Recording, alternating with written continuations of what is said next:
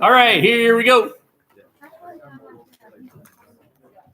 So just put yourself in a frame of reference. No. Understand that the end is near. Right? Not talking about Game of Thrones. I am talking about this class. End on a strong note, right?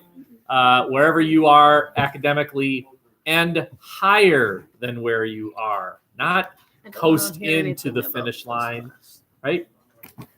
Put more energy in. Yes, dear.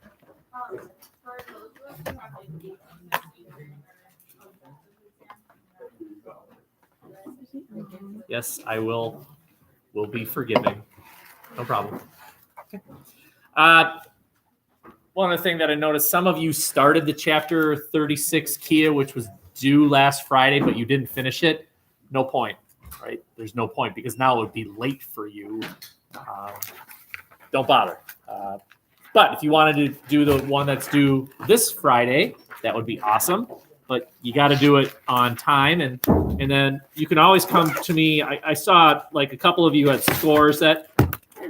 Okay, it's really up to you to come and tell me like I don't want you to count that or do count that. That's up to you. So to the like 10 of you that did the chapter 36 Kia. Actually, most of you did really well.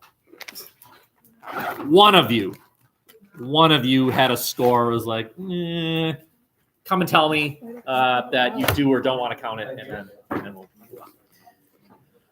The time that you have in class is really for you to work on your fourth paper. That's what it's all about. Okay, so let's attack. And I will invite you to consider, once again, that maybe some of the stuff we're going over might be good evidence for you. This slide, for example, addresses 4 separate entities in their quest to improve the lives of African Americans. Oh. You might say, oh, that's evidence I could use for the America the Liberator versus America the Oppressor paper that you might be writing. Or because of the nature of the 3 of the 4, it's evidence of liberal or conservative. One of those 2. The 3 groups are the 3 branches, plus the 4th group would be the efforts of individuals like Martin Luther King and Rosa Parks, neither of whom were elected. Right? So the 3 branches, executive, legislative, judicial, plus the efforts of individuals. So let's first look just one by one at the efforts of the judicial branch. We've already looked at Brown v. Board. That is the court case which reversed the segregation argument in public schools. Keep in mind, this Supreme Court decision did not end all segregation. It ended racial segregation in public schools. It did not end gender discrimination. Or segregation, sorry. We still have gender segregation. They're called bathrooms.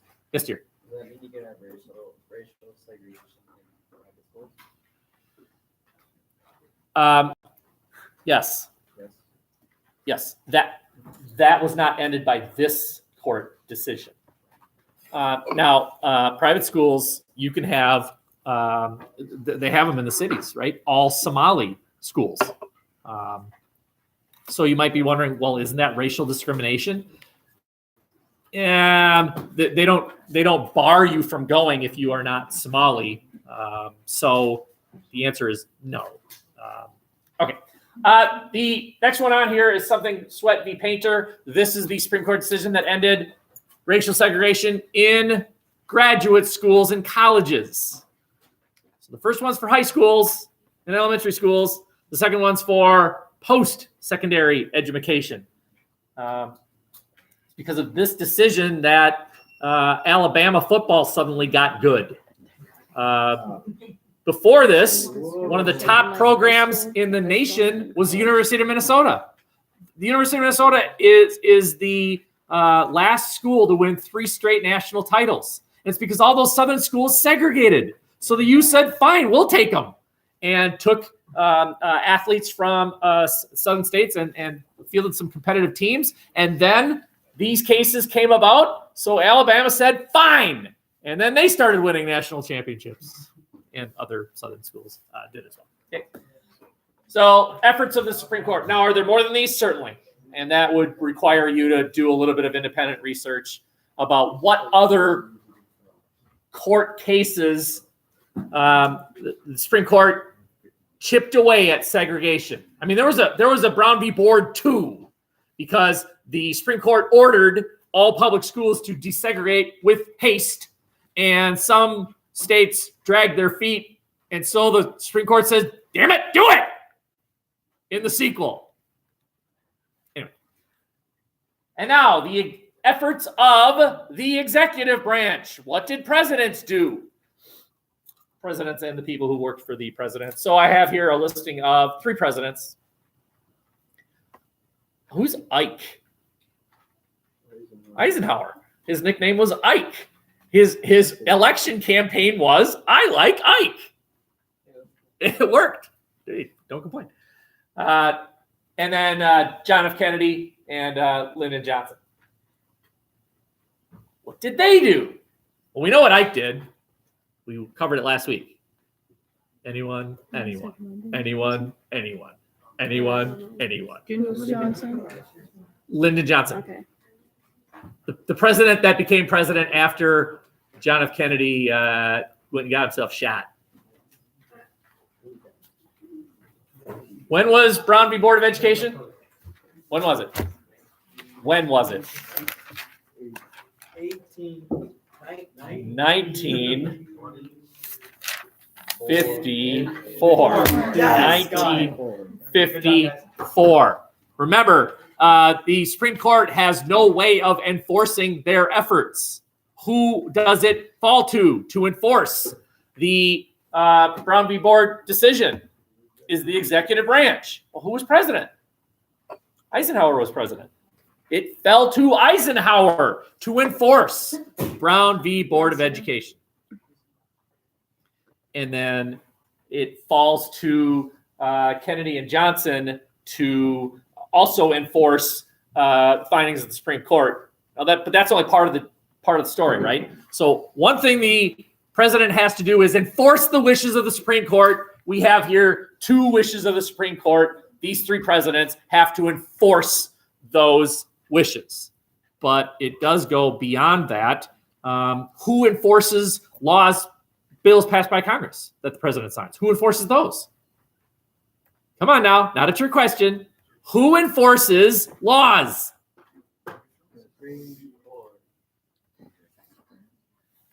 I have failed if you just said that the Supreme Court enforces the wishes of Congress. I have failed. I apologize to you. Potter, you should yes, Dominic.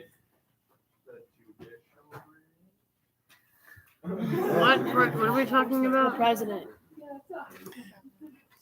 The executive branch. The executive branch. Yeah. Let's go, guys. Way to go, team. Wait, what was the question? It was a long It's Monday. It's cloudy. Prom. ACT. And the press. Okay. All these laws would be enforced by the executive branch. Wait, Congress is part of the legislative branch. They pass laws. It is the executive branch that enforces these laws. The judicial branch passes judicial decisions. The executive branch enforces the judicial decisions. Plus, one other thing. What is there anything that we've looked at in the past where the president doesn't write laws, but in essence, he creates legislation. What are those things called? Emergency. Executive orders. Emergency. Do we know of any executive order? Not by these three, but by the guy before Ike. 38. I don't know the number, but the one that. I'm not asking for the number. I'm asking for what was the executive order that had something to do with desegregation. The dogs.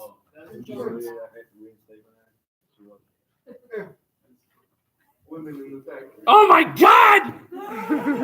Potter, we haven't learned anything except to write. That's the one. Which one? Desegregation of the military under Truman. What?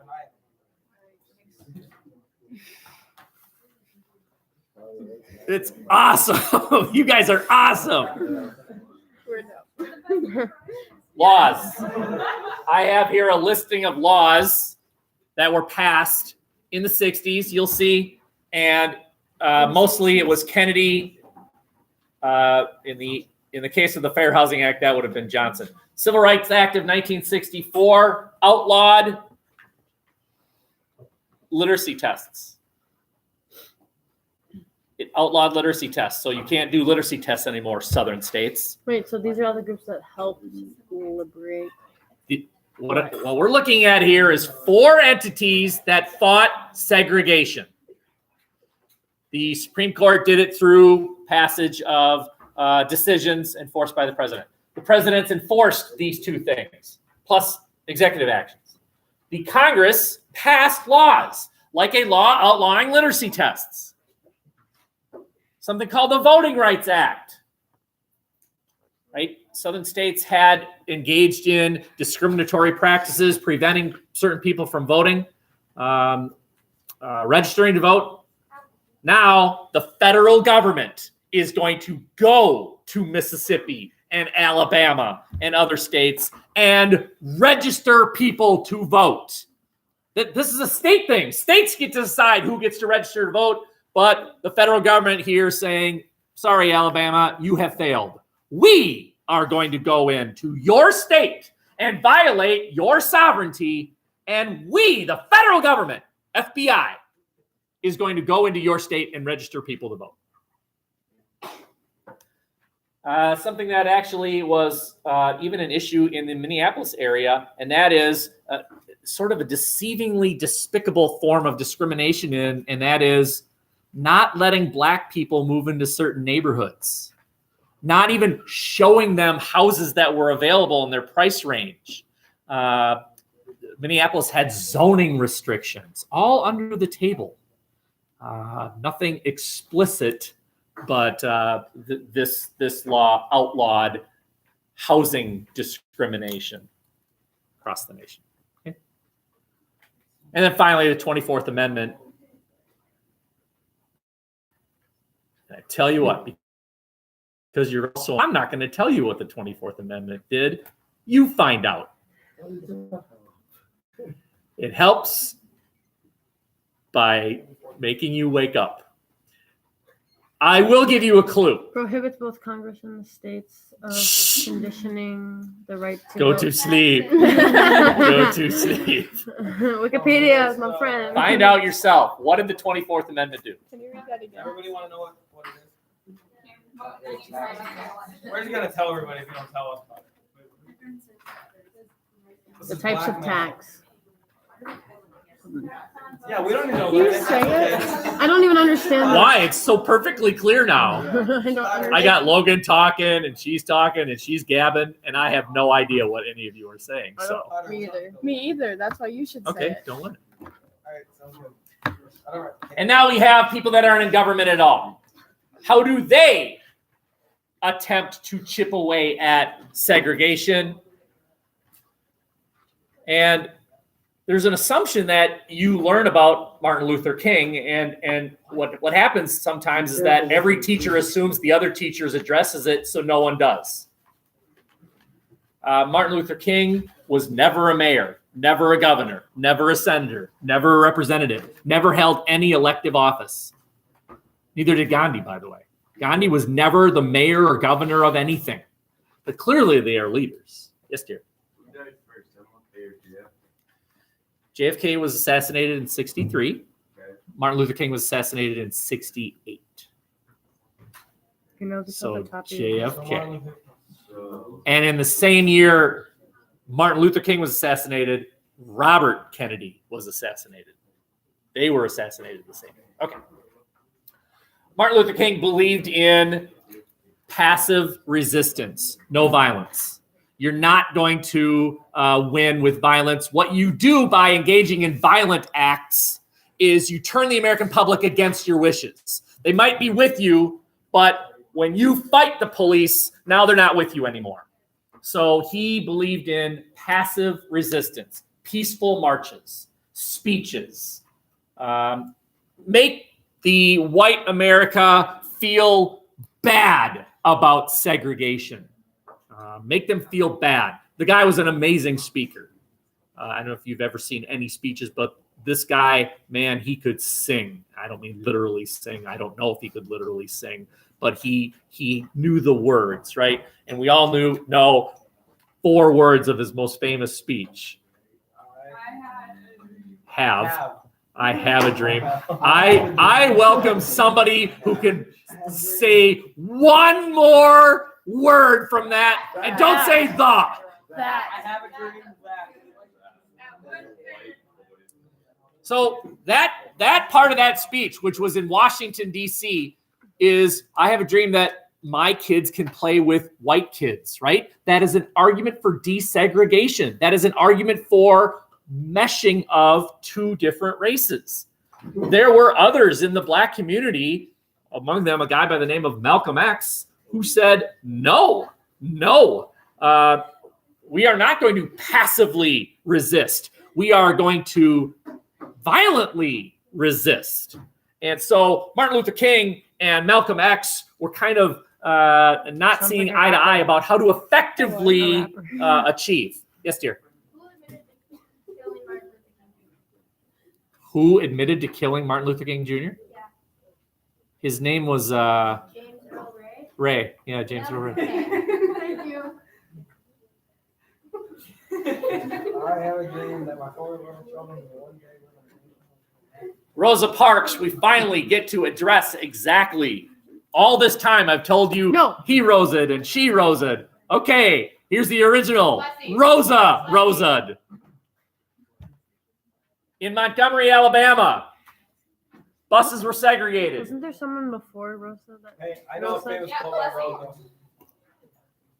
No. Leslie Ferguson. Very good. You're welcome, Potter. The fact that she refused to give up her seat on the front of the bus when a standing white man demanded that she give it up, and law required that you, as a black person, had to give up your seat in the front and go to the back. She refused to do so. Now, interviews with her are sort of interesting.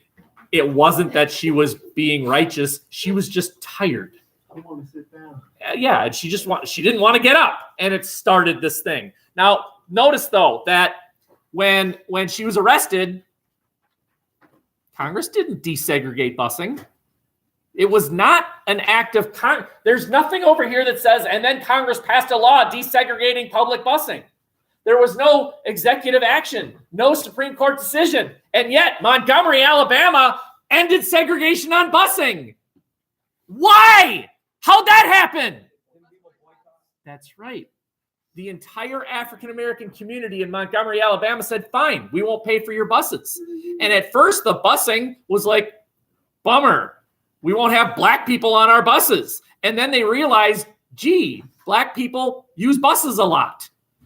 And now this is something you could study in sociology. The African-American community lives in urban areas at a much higher level than other cultures. And you use public transportation. And so 1 year, a full year of blacks giving each other rides. Whoever could afford a car is going to give rides until the city of Montgomery backed down and voluntarily, without laws, desegregated.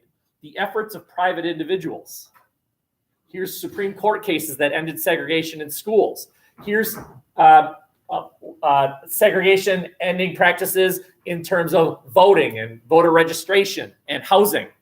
Here are the presidents that enforced these 2 things. And then you have the efforts of people like you and me just regular people who did it on their own. Efforts, examples. Sit-ins. Anyone want to explain that one? Basically, you sit down and you're saying nobody's in through us. No, not quite. Wouldn't that be like if you just like sat here and did Yeah. So think of what's called a sit-down strike, right? We could have our teachers go on strike, and we go to the front of the building, and we all paint signs. Hell no, we won't teach. Aren't you not allowed? We're not poets.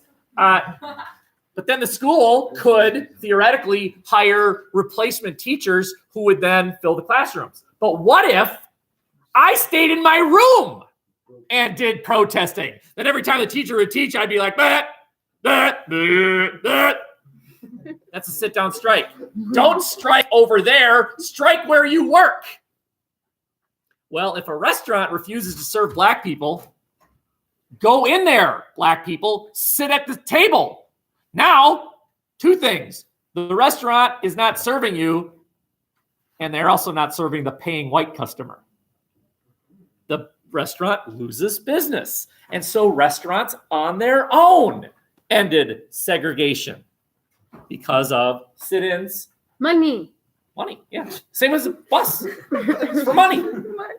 Boycotts, refusing to purchase products from companies that engaged in Money's the segregationist solution to practices. everything.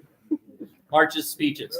What a lovely slide as far as evidence that America the Liberator or America the liberal approach, right? This is government, this is government, this is government. You could even argue, well, more the conservative because, yeah, these were kind of effective, but this was the most important. This was the most effective. And this is fairly conservative. This is no government. There's no government here. It's just people on their own. Tyler, will you get off your phone? Okay, questions? Let's keep going. I am continuing to look at the efforts of the Supreme Court, presidents, Congress. That's Ike. And look what he did. He's a pretty old guy, yeah. I mean, that's the guy that beat Hitler. He signs the Civil Rights Act, so that's an act of Congress. Basically, what they did was they said, all right, can we research all examples of segregation and racial discrimination around the country and where there were examples of racial discrimination? Logan, time to focus now, okay? This is class. Okay. What's an injunction? What does that mean?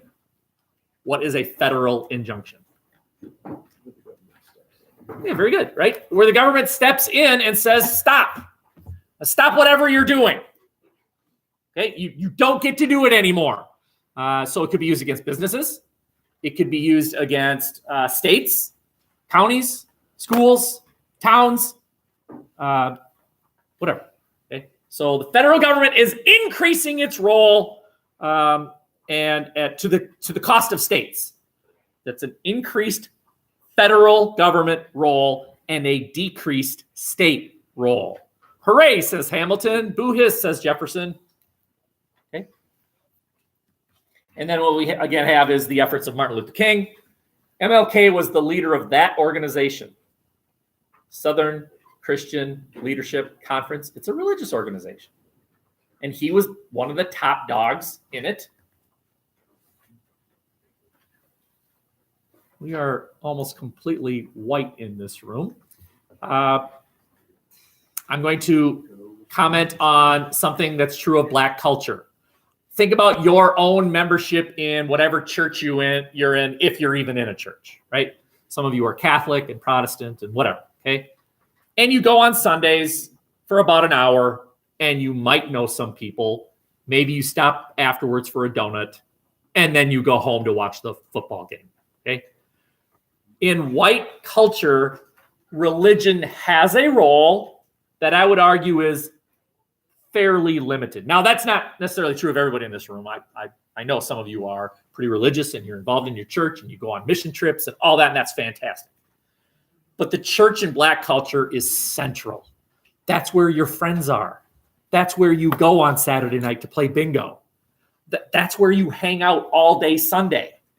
It is where you go for more than your spiritual life. It's where you go to hang out. It's what you do. And he knew that. So what he did was he would go from church to church around the country. That's where he'd speak. Because he knew that's just part of Black culture. It's true today. Here's a picture of a sit-in. It's a black and white picture, so it's kind of hard to tell, but these are all Black people, and you'll notice, look at all the delicious food they're being served. As in, there is no food being served. None of them have any food at all, which, I mean, they're hungry, but the company is, the restaurant isn't making any money, right? And there's another picture that I didn't choose, but it shows the white guy standing right behind one of them, pouring the glass of water right over the guy's head. And they just had to sit there and take it. Because if they turn around and fought back, now you've lost the public support. The best picture is the one of stupid white hicks abusing Blacks who aren't doing anything, right? And they're engaging in that behavior, and they just sit there and take it. Okay. Those are called sit-ins. Any questions there? Let's keep going. Last slide. I realize there's a lot on this slide. Sorry. I'm going to identify a dying breed, and that is the liberal Republican. The liberal Republican. It's almost non-existent today. Republicans are generally the conservative group, and Democrats are generally the liberal group. But there was a time when there were some Republicans, like Eisenhower, who believed that government could actually solve problems sometimes. And so on this list, I've got things that Eisenhower did that were seen as liberal. More government. Government solves problems. And then things that he did that were seen as conservative. No, less government. Government causes problems. For example, his role in ending segregation. He got the federal government involved. Well, that's liberal. That's an increase in national, a decrease in state. How many of you have ever used these things called highways? Never. The nearest freeway to you is 36. the nearest freeway I is 94. don't know. Freeways are paid for by the federal government. All these roads that you identified, those are state roads, the state of Wisconsin. Who pays for roads that are called state road, blah, blah, blah? Who paid for that? The state. Who pays for these things called county roads? The county. Okay. Interstate 94 was paid for by the federal government, created in the 1960s. It is considered one of the great engineering feats in American history. You've got, I mean, think about it. Once you get on 94, you can never stop. That sentence sounds weird. You don't ever have to stop, right? You could go this way and somebody could be going this way and you could both be going and you won't kill each other. Wow.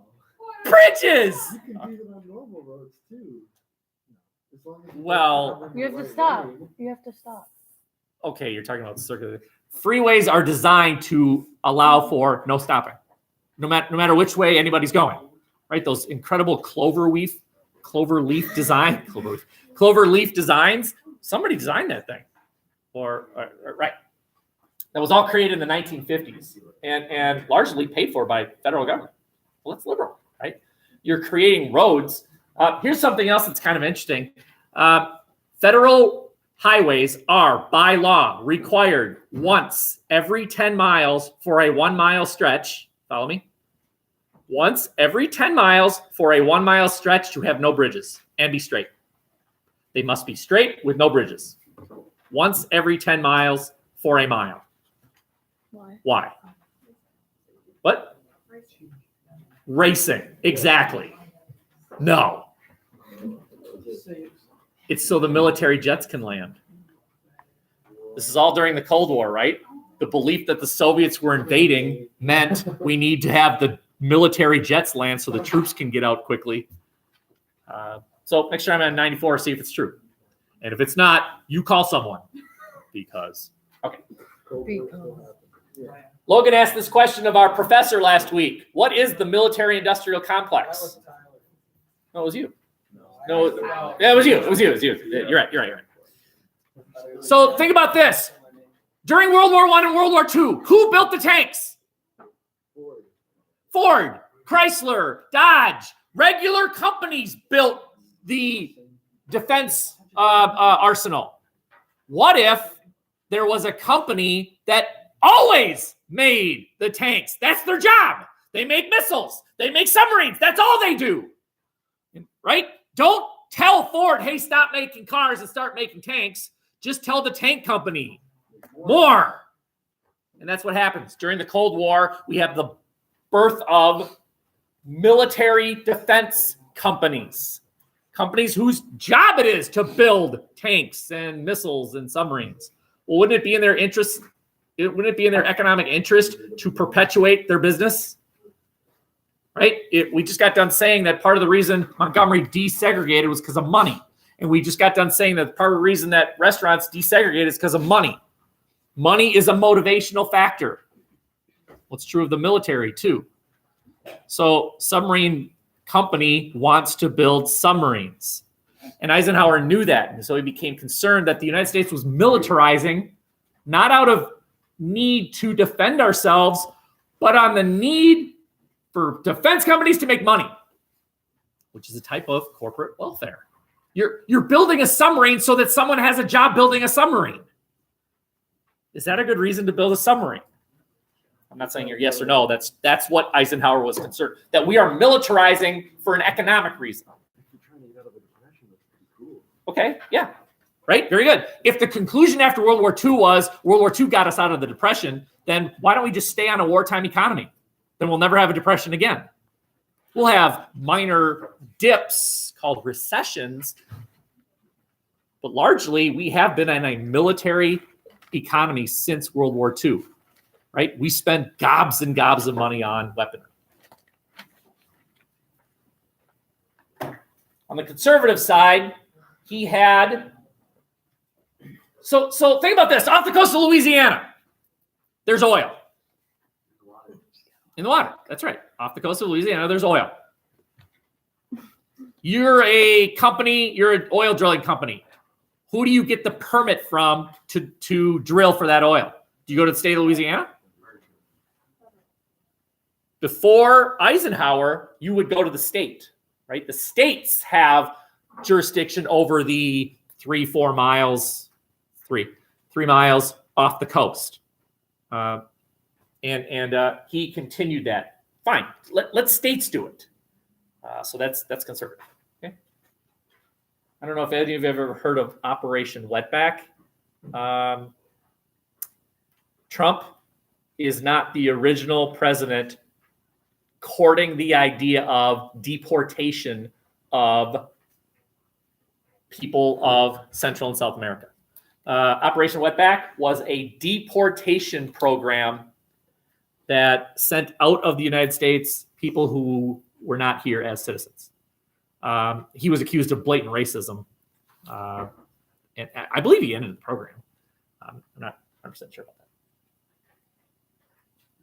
And then the final thing that I'm saying here, and then you have the rest of the hour, is he tried to cancel the Indian New Deal. So obviously we need to know, what was the Indian New Deal? This story seems like it never ends. But let's just go back. Let's go back. Can you recall what the Dawes Act was? What was the Dawes Act? Right, no more Indians. Now, right, all right. Now we're not going to kill you. You're just not Indian anymore. And then FDR comes along and says, well, that was kind of dumb, and reinstitutes the reservation system, introduces the idea that all Native Americans are dual citizens of their own tribe and citizens of the United States. Eisenhower said, that's dumb. You're Americans. The end. Right? Sort of going back to the Dawes Act. Didn't work, but he tried. He tried. Okay. I'm done. Any questions? There are 20 minutes left. I don't see the computers here, but I will make sure that they're somewhere. Use this time, please. Yes? Okay. Rest of the hour.